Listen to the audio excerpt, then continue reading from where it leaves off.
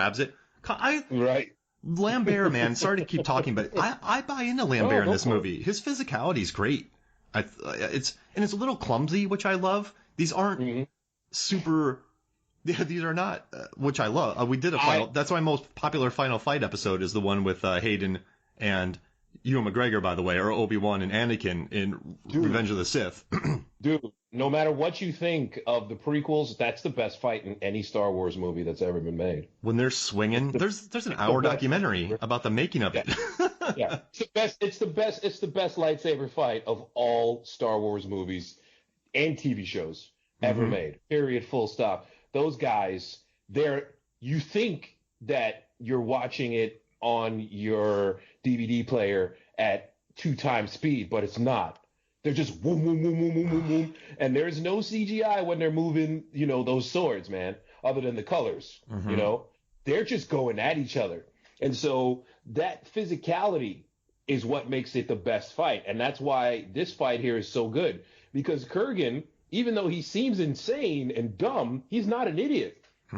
He makes sure to tie MacLeod's girlfriend onto the Silver Cup sign, and then after they fall off of the scaffolding of the Silver Cup sign, he makes sure to cut every strut holding the Silver Cup sign up so that it's gonna fall apart. So that's going to be something that distracts MacLeod. And then he makes sure to cut the water tower so that slows MacLeod down because he knows that MacLeod is faster than him. And he knows that samurai sword that's been folded 200 times, it's formidable. It might be thin, but it's quick and it's fast. So he's got strategery throughout the entire fight. And he does his best to keep MacLeod off balance and unfocused, so that he can just intimidate him with his massive size. And then when they fall through, you see how much bigger he is than MacLeod. Like, Clancy Brown is a big dude, man. And the reason why Christopher Lambert, at least to American audiences, I'm going to assume, this Highlander movie, look, there are 5 Highlander movies, okay? A lot of them are not good. But this one, I fight for this movie, man. This movie's awesome. I was watching it today. You just get sucked in.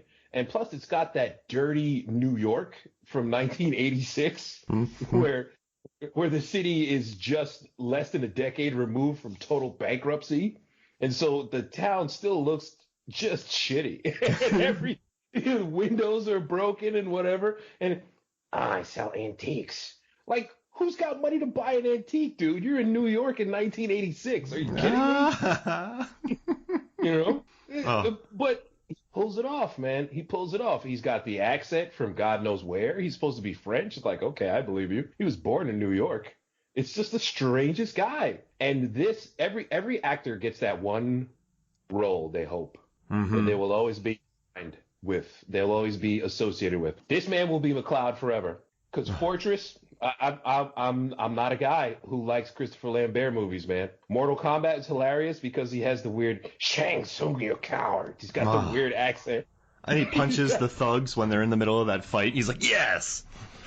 Yeah. But in all of the Highlander movies, even the bad ones, that's Lambert on the sword, man. Yeah. And he owns it. He owns it. And he appreciates that this guy's been alive for 4 centuries. Everything he loves is going to die.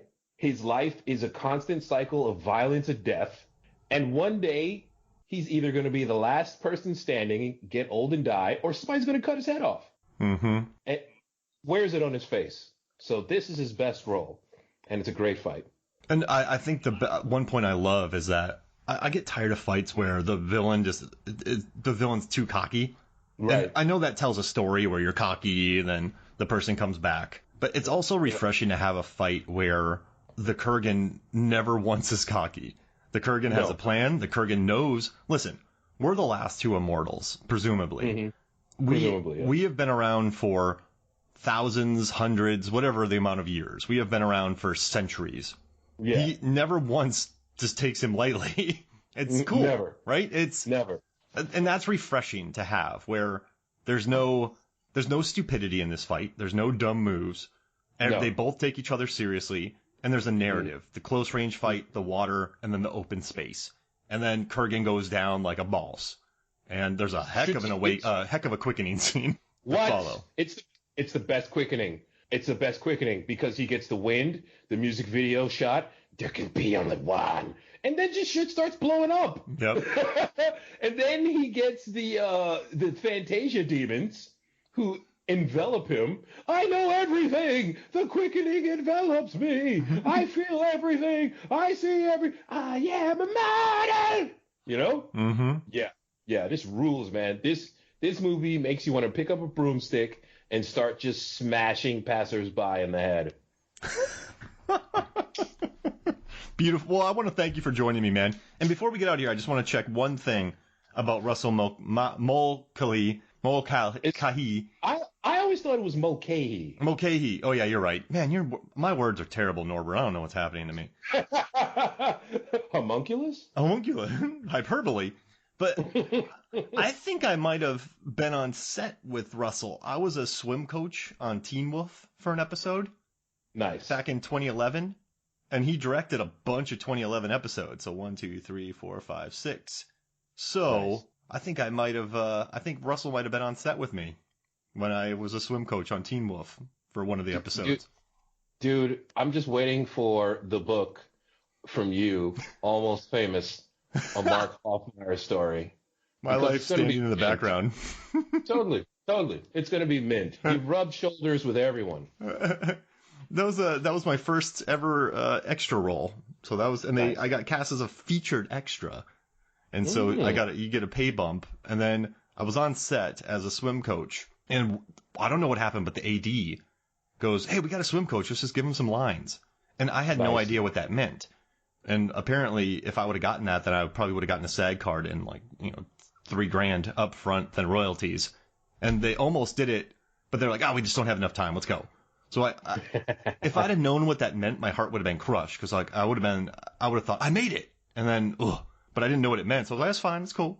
I just kind of played it off like it's cool, but it's all good, man. It's all good, man. You got the most popular podcast in Burundi right now, so keep it going, baby. Well, thank you for joining me, man, for this episode of Final Fights. Thank you, brother. All right, so for me, Mark Hoffmeyer, and for Norbert Morvan, this is Final Fights. We'll see you next week.